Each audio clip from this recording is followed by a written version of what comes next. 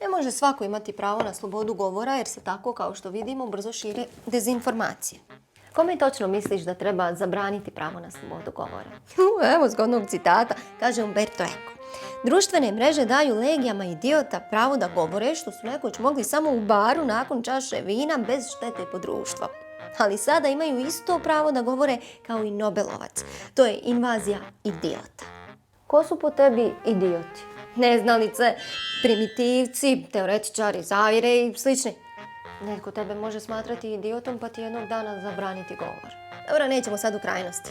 Ako sam dobro shvatila, pravo na izražavanje mišljenja trebalo bi biti rezervirano samo za određene slojeve društva. Pa prije su nas učili školovanje ljudi. Ko nas sad uči? Sad nas uče youtuberi, influenceri, Facebook eksperti, forumaši. Gdje to vodi? Znači, ako nisi doktor znanosti, odmakni se od stola.